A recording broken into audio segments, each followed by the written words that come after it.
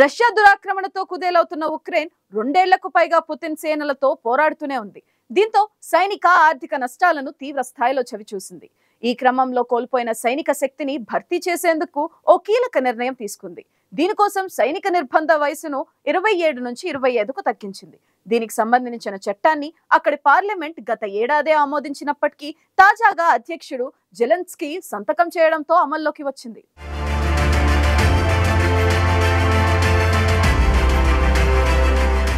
Ukraine Russia యుద్ధం రెండేళ్లకు పైగా కొనసాగుతూనే ఉంది. ఈ యుద్ధంలో ఇప్పటి వరకు 3 లక్షల మంది మరణించి ఉంటారని తెలుస్తోంది. యుద్ధంలో చనిపోయిన వారి పేర్లను తెలపాలి.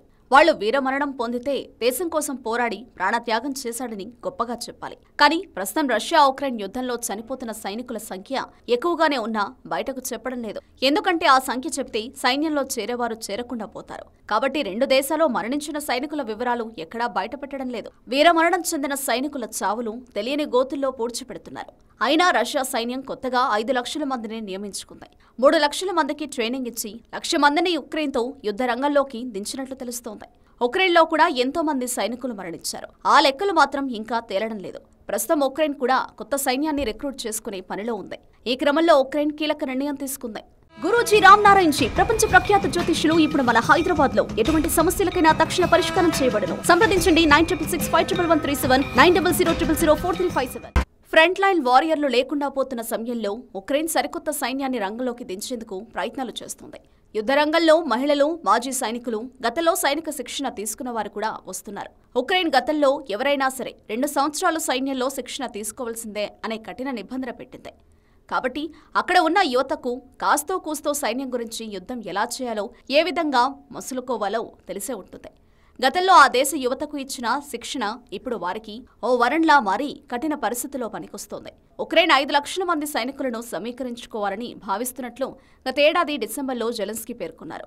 ఈ స్థాయిలో సమీకరణ చేయడం $13.4 బిలియన్ విలువతో సమానమని పేర్కొన్నారు. ఇన్నాళ్లుగా యుద్ధ క్షేత్రంలో పోరాడుతున్న సైనికులను మార్చడం లేదా ఇంటికి పంపించడం వంటి సున్నిత అంశాలను పరిగణలోకి తీసుకోవాలని సైనికాధికారులు సూచించారు. ఈ సైనిక సమీకరణ అంశంపై గతేడాది అక్కడి పార్లమెంట్లో సుదీర్ఘ చర్చ జరిగింది. అయితే దీనికి ఆమోదం తెలిపేందుకు జెలెన్స్కీ ఇంతకాలం ఎందుకు వేచి ఉన్నారనే దానిపై స్పష్టత లేదు.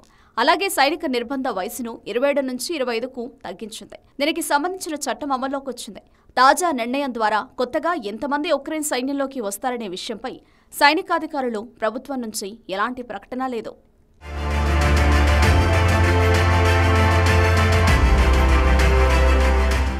ఉక్రెయిన్ రక్షణ శాఖ గణాంకాల ప్రకారం గత అక్టోబర్ నాటికి అక్కడి సైనిక బలం 8 లక్షలు.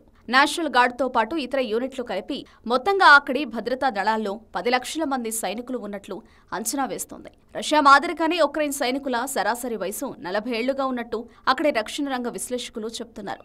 అయితే యువకులను సైన్యంలోకి తీసుకుంటే అక్కడి మానవ వనరులపై తీవ్ర ప్రభావం పడుతుందని ఆందోళన ఉక్రెయిన్ వాసుల్లో వ్యక్తమవుతున్నట్లు తెలుస్తోంది. మరోవైపు రష్యాతో పోరాడుతున్న ఉక్రెయిన్ మందుగుండు సామాగ్రి కొరతను ఎదుర్కొంటోంది. ఈ సమయంలో నిర్బంధ సైన్యం అక్కడ సున్నిత విషయంగా మారింది. అటువైపు ఇదే సమస్యను ఎదుర్కొంటున్న రష్యా కొన్నాళ్ల క్రితం సైనిక సమీకరణను చేపట్టింది.